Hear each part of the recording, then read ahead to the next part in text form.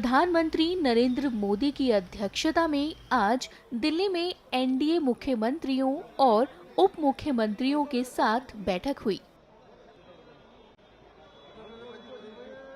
इस बैठक में एनडीए शासित राज्यों के मुख्यमंत्रियों और उप मुख्यमंत्रियों के साथ गृह मंत्री अमित शाह और रक्षा मंत्री राजनाथ सिंह भी मौजूद रहे।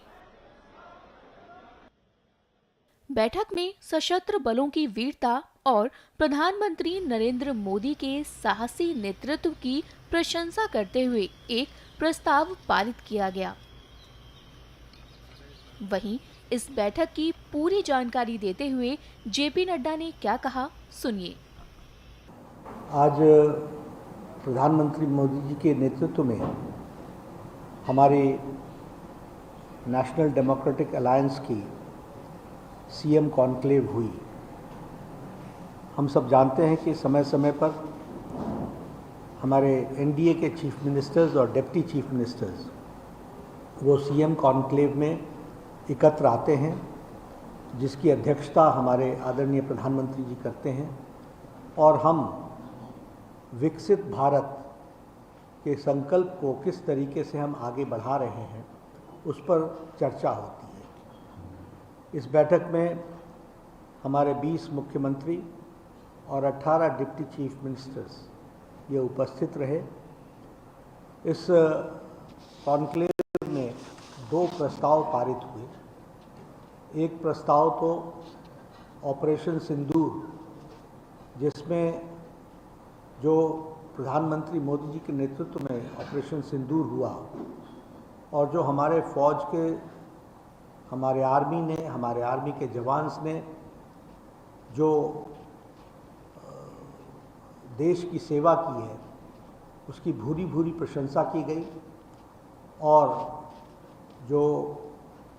हमारी आर्मी है जिसने अपना पराक्रम दिखाया है उसकी भूरी भूरी प्रशंसा हुई है। तो यह प्रस्ताव सर्वसम्मति से पारित हुआ, जिसमें ऑपरेशन सिंदूर में प्रधानमंत्री मोदी जी की नेतृत्व क्षमता, सशक्त भारत, समर्थवान भारत और आत्मनिर्भर भारत कैसे बन रहा है, इसकी उस प्रस्ताव में चर्चा है। और एक तरीके से कहा जाए तो जिस प्रिसिशन के साथ हमारी आर्मी ने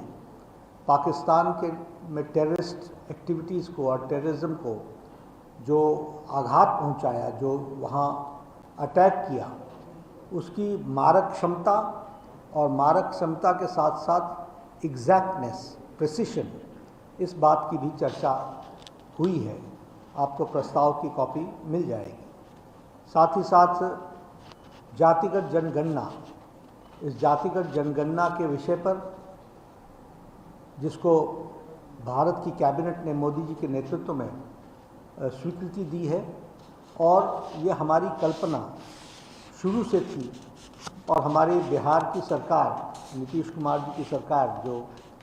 जिसने सबसे पहले इसका प्रस्ताव लाया था, उसको भी ध्यान में रखते हुए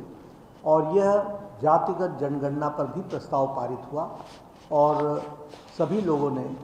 इसको जहां इसकी सहमति के साथ साथ जो मोदी जी का निर्णय हुआ है उसकी प्रशंसा के साथ साथ साधुवाद देने का काम इस प्रस्ताव में हुआ है। यहाँ मैं ये भी बताना चाहता हूँ कि इस प्रस्ताव के माध्यम से हमने स्पष्ट किया है कि हम जातिगत राजनीति नहीं करते हैं, लेकिन वंचित, पीड़ित, शोषित, दलित जो छूट गए हैं उनको मुख्य धारा में समावेश करना, जो भी जिस तरीके से छूटा हुआ व्यक्ति है उसको मुख्य धारा में समावेश करना, यह समाज की आवश्यकता है। और जातिगत जनगणना के माध्यम से हम इसको देखते हैं और इसको हम आगे बढ़ाने का काम कर रहे हैं। ऑपरेशन सिंदूर के बारे में आदरणीय प्रधानमंत्री जी ने जहां कहा कि ये सेना का शौर्य है, वहीं उन्होंने इस बात का भी बल दिया कि भारत को हमें तीव्र गति से विकसित भी बनाना है, सशक्त रखना है, सामर्थ्यवान बनाना है, और इसके साथ साथ हमको आत्मनिर्भर भारत बनाना है। इस पर हमको ध्यान देने की ज़रूरत है। हम लोगों ने यहाँ पर नक्सलाइट्स के खिलाफ जो मुहिम चल रही है उस पर भी चर्चा हुई और उस चर्चा में हमारे छत्तीसगढ़ के मुख्यमंत्री ने कैसे नक्सलिज्म पर हम लोगों ने लड़ाई लड़ी है और किस तरीके से हम सफलता पा रहे हैं और हमें सफलता मिल रही है, उसके बारे में विष्णुदेव साय जी ने, जो मुख्यमंत्री हैं छत्तीसगढ़ के, उन्होंने सबके सामने उस विषय को रखा। वहाँ के गृह मंत्री विजय शर्मा जी ने किस तरीके से हम नक्सल प्रभावित इलाकों में पुनर्वासन कर रहे हैं, उनको हम किस तरीके से मुख्य धारा में ला रहे हैं, इस पर बल दिया, इस पर जोर दिया और इसके बारे में जो जो स्कीमें चल रही हैं उसकी चर्चा की।